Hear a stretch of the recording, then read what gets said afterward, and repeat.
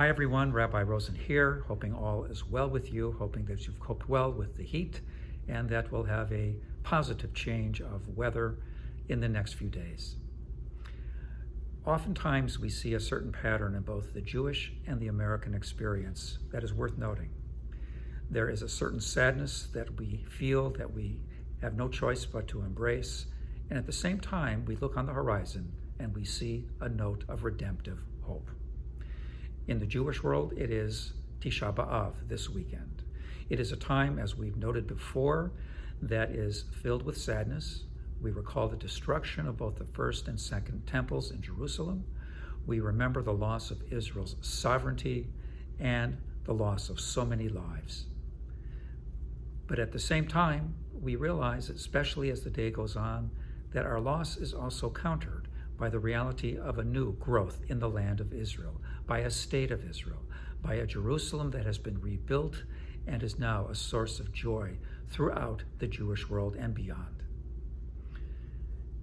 10 years ago, when the terrible Sandy Hook massacre took place, all of us probably assumed that there could be no loss, no agony, no tragedy greater than that which took place for these terribly distraught, grieving families who lost their beloved children, for the school community, and for certainly countless others beyond that.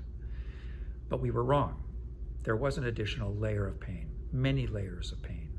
Alex Jones and his ilk sought to exploit that terrible tragedy by claiming it was all a conspiracy, that the children and the parents were just actors trying to pry guns away from their lawful owners, trying to make a buck, a lot of dollars, on the pain that they were forced to endure, and was made all the worse by the claims of conspiracy that Jones made countless times on his website.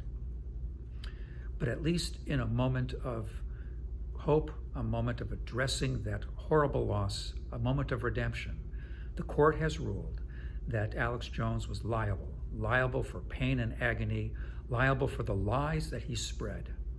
And it's a reminder that indeed, not only that justice often is served, but also that there is a reality that we can face, a reality that unites both the Jewish and the American experience. We've learned over time that the reason for the loss of Israel's sovereignty by the Romans many, many years ago was really an internal matter. We spoke about this last week. Sinat chinam, baseless hatred. And with turning that around and having loving kindness rule the day, we can address such loss in the future.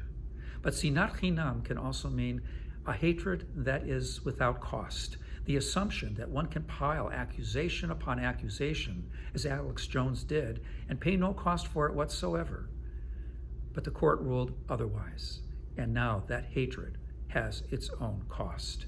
Justice, again, has been served.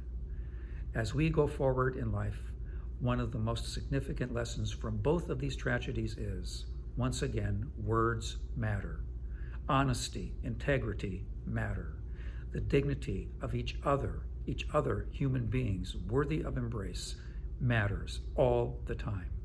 And when we can take that lesson to heart, we can move forward and see that redemption will not be some speck on the horizon, but truly will be within our reach. Shabbat Shalom. Wishing you well.